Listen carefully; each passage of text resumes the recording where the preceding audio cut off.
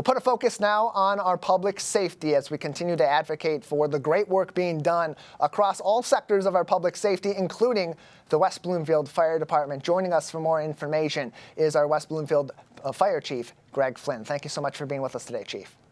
Good morning, Tyler. Chief, we want to talk to you about mental health in the rank and file of the West Bloomfield Fire Department. You'll be, and beyond, you'll be speaking soon at Michigan's largest suicide prevention forum alongside the organization Kevin Song. That'll be happening in late January. Your presentation will be called Supporting Lives Worth Living in the First Responder Community. This is a topic that we know you are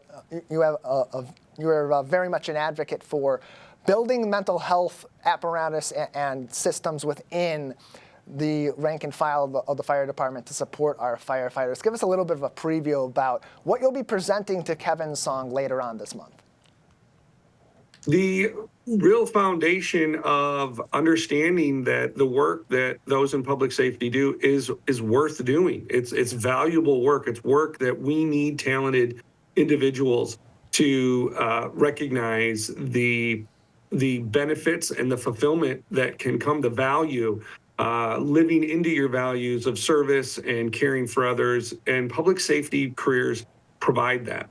And then balancing that with your life is worth living, meaning even through some of the challenges that a career in public safety may have, that as a team, from administration to those that you're shoulder to shoulder with on an incident, that we all play a role in supporting one another and ensuring that they understand the value that they bring to the organization and that their life, while we're out saving the lives of the community, but we want you to know as a member of our team that your life too is important and worth living. So really starting this discussion that will create sustainable careers in public safety.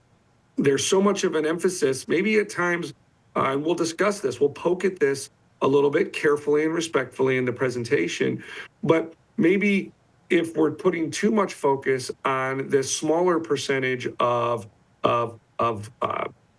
incidents that are extremely stressful, and maybe not focusing as much as we should on the vast majority of incidents where we are creating very positive outcomes. And these are very valuable incidents to highlight, because this is where people find in public safety a great sense of pride and accomplishment when so often things do go well and lives are saved. And so maybe just trying to exploring that maybe we have some imaging things to consider about highlighting so much of the good that comes out of a career in public safety.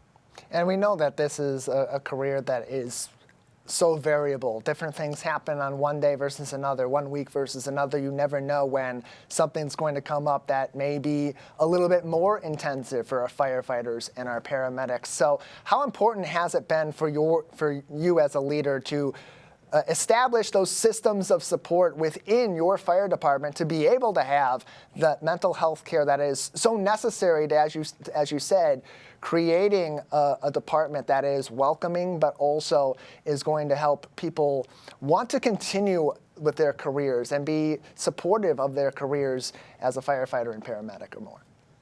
Well, it definitely isn't one individual, and it's surely not the fire chief or the chief of any organization that is really dictating those outcomes. It would be much too, way too easy to simply say, write a memo, write a policy, and everybody will, their mental fitness will be much stronger.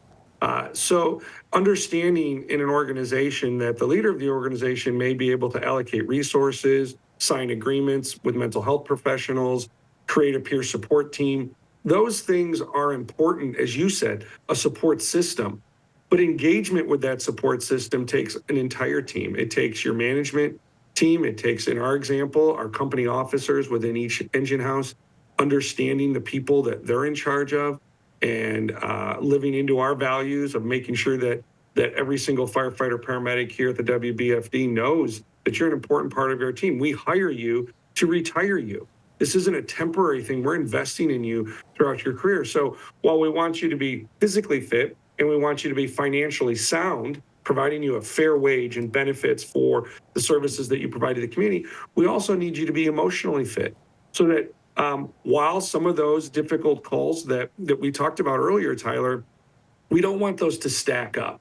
We want to find some resilience and be able to get back, as we stretch that rubber band and stress it out. We want that resiliency built in where we can get back to a less stressful work-life harmony that we'll discuss in the program. So I think that's the important part as an administrator, to know your place.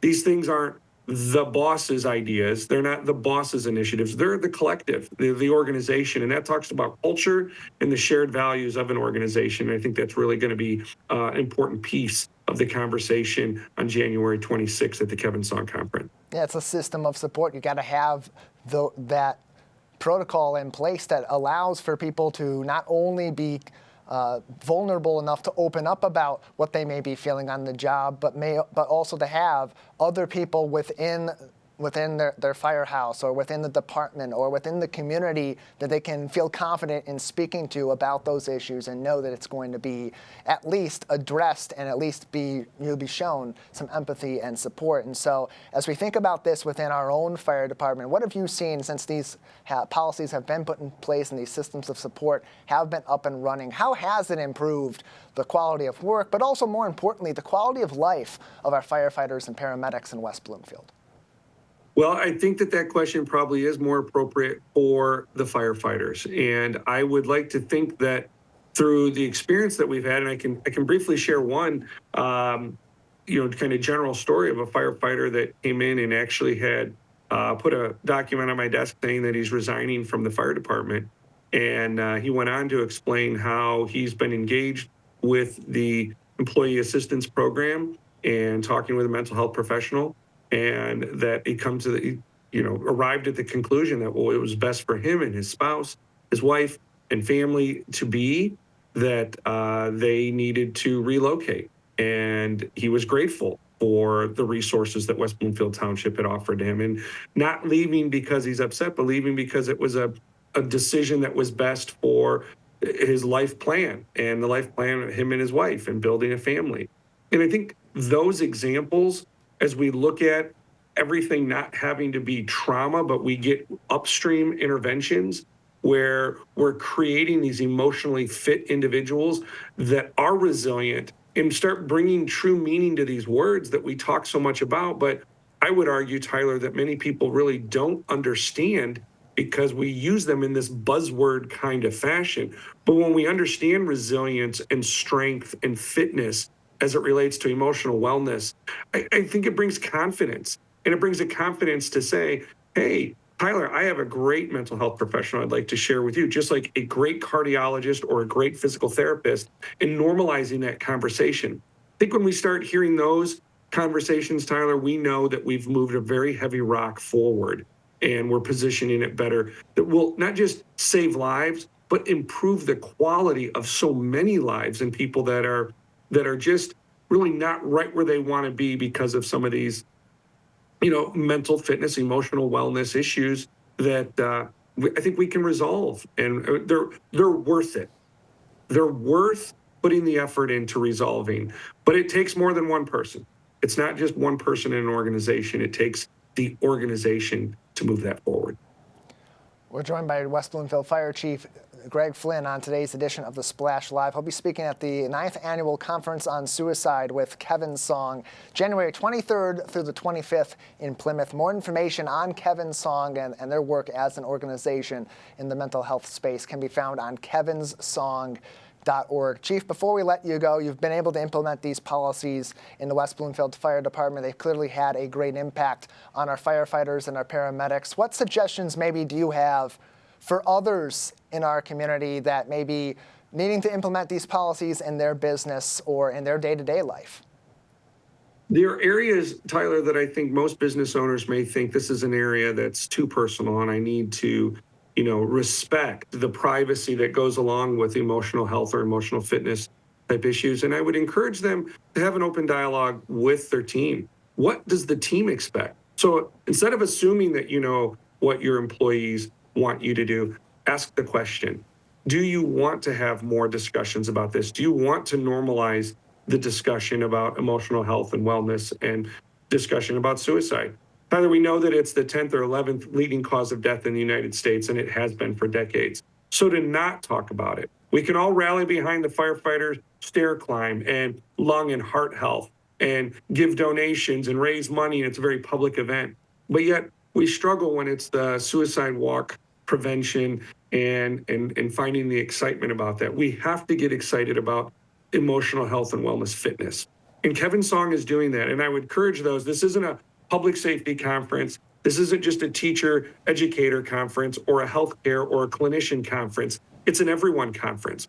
And what's great about that is it brings all of these stakeholders together in one place in Plymouth and allows this network to become much tighter, a tighter fabric across our communities. And that will create a safer community and an emotionally supportive community. And that's really what we're all aiming for. And I appreciate, again, the conversation yet again on the splash that helps to normalize the conversations around emotional health and wellness. That's what this is all about, expanding those systems of support within our local fire department, but even more importantly, across our community and across southeastern Michigan. Chief Flynn, thank you so much for your time once again.